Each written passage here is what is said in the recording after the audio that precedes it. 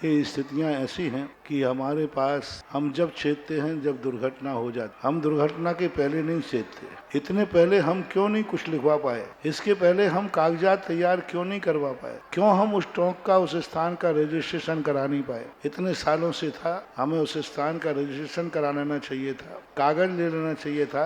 सरकार के उस स्थान का माल्य नहीं था तो सरकार से उस स्थान को अपने नाम पट्टा ले लेना चाहिए था। बहुत सारे साधन थे। मान लीजिए इतने वर्षों से था, हमारे पास पट्टा नहीं था, सरकार से उस जमीन का उस स्थान का जमीन को खरीद लेते। सरकार जमीन बेचती भी है। बहुत सारी भूलें, दूसरों को दोष देने की अपेक्षा कुछ अपने आप को भी दोष दो कि हम लोग कितने कुछ भी नहीं कर पाए। हम इतने सालों से, आज वहाँ दुर्घटना घटी, आज सैकड़ों सालों से, हजारों सालों से दिगंबर जैनी उसको पूछते आए, पूजा करते आए, लेकिन एक किसी सरकार से, किसी कानून के अनुसार, किसी कोर्ट से अपना एक रजिस्ट्रेशन नहीं करा पाए, अपना उस भूमि का अपने नाम से पट्टा नहीं करा पाए। हमारे यहाँ दिगंबर जैन चरण हैं, इसका रजिस्ट्रेशन नहीं करा पाए। आज मैं सारे भारत को लेकर यह संदेशा दे रहा हूँ, जहाँ जहाँ तुम्हारी धार्मिक भूमि है, जहाँ भी विवाद नहीं आए, अभी भी छेद जाओ, उस जमीन का सर्वे कराओ, उस जमीन के कागज तैयार कराओ, उस जमीन के एक फाइल आगे बढ़ाओ सरकार से कि आज हमारी जमीन हमारे कब्जे में है, हजारों साल से है, इसका सर्वे करो और हमें पट्टा दीजिए, हमें जमीन दीजिए। आज यही तो सब स्थिति बनी, आज दुनिया छेद गई। इसी कारण तो अयोध्या में इतने सालों विवाद हुआ और आज अयोध्या का सरकार ने पूरा पंजीकरण करके वो जमीन रामलला के नाम करके और पूरा कागजात बना करके आज लीजिए, वहां जाकर के राम मंदिर बन गया।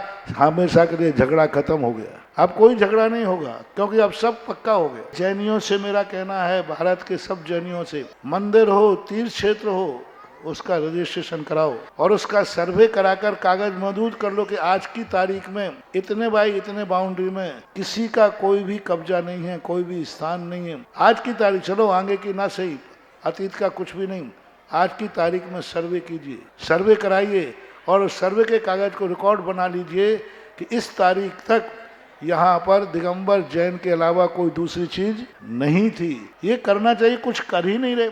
जब दूसरा आकर के अतिक्रमण कर रहा है तब कहते हैं ये गलत हो रहा। अब वो क्या करोगे, आपके पास कोई कागज मौजूद नहीं मिलता और कोर्ट कचहरी कुछ नहीं सुनते हैं, वे तो साक्ष्य और कागज के आधार पर आगे बहस करते हैं। अभी भी क्षेत्र, अभी बहुत सारे क्षेत्र तुम्हारे हाथ में हैं, कितने क्षेत्र हैं, कितने मंदिर हैं जिनका तुम्हारे पास कोई भी लेखा जोखा नहीं है। आज इतने सालों का आपका अतिक्रमण, अरे कोई 3 साल से ज्यादा अतिक्रमण कर लेता है तो वो जमीन जायदाद किसकी हो जाती है, उसकी हो जाती है और सरकार उसको पट्टा दे देती है।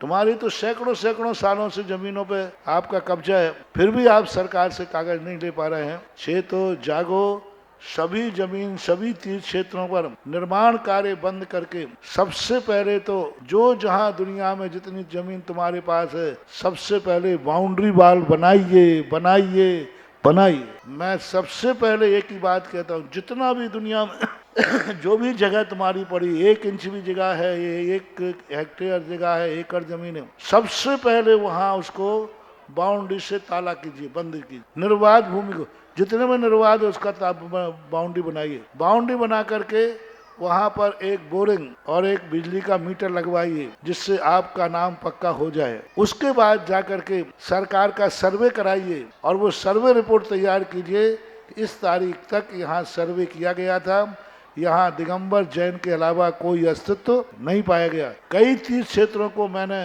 सुरक्षित किया है। जहाँ मैं पहुँचता हूँ सबसे पहले एक ही काम करता हूँ, आपकी भूमि बताओ कितनी है, सबसे पहले कहता हूँ बाउंड्री बनाओ। भगवान मत बैठा लो, मंदिर गिर रहा है गिरने दो, मंदिर गिर रहा है गिरने दो, उसको गिरे हुए मंदिर को भी उठा लिया जाएगा, लेकिन जमीन चली जाएगी तो वापस लाना मुश्किल हो जाएगा। सबसे पहले बाउंड्री बनाओ। आज यदि बाउंड्री बनी होती तो इंदौर की गवर्नमेंट गिरी पर खतरा नहीं आता। आज बाउंड्रियां बनी होती तो इन 30 क्षेत्रों पर कोई खतरा नहीं आता। आज बाउंड्री बनी होती, उस स्थान को चारों तरफ से बाउंड्री बनी होती, चंपापुर में कोई प्रवेश नहीं कर पाता। तो ये सब चीजों पर विचार करें। मेरा तो सिद्धांत है, पत्तों से अपेक्षा जड़ के सोचो। एक माँ को चौराहे पर किसी ने लूट लिया, लोगों ने हंगामा मचाया, चोर को पकड़ो, चोर को पकड़ो, और मैंने कहा सबसे पहले उस बेटे को पकड़ो जिसने अपनी माँ को रात में बाहर निकाल दिया है। वो बेटा कहाँ गया जिससे माँ लुट रही थी? तो तो ये सोचना चाहिए। ये ध्यान रखना, विवाद आने के बाद कोर्ट कागज मांगता है। विवाद के पहले यदि आप बाउंड्री बनाओ तो किसी को कोई ऐतराज नहीं होता है, कोई ऐतराज नहीं होगा। जिन जिन स्थानों पर विवाद नहीं है आप बाउंड्री बनाइए, किसी को कोई ऐतराज नहीं होगा। विवाद के बाद फिर बनाने में दिक्कत हो जाती है, क्योंकि सामने वाला जब फाइट करता है तो कोर्ट को कहना पड़ता है कि आप कागजात लाइए, आप साक्ष्य लाइए, आदि आदि।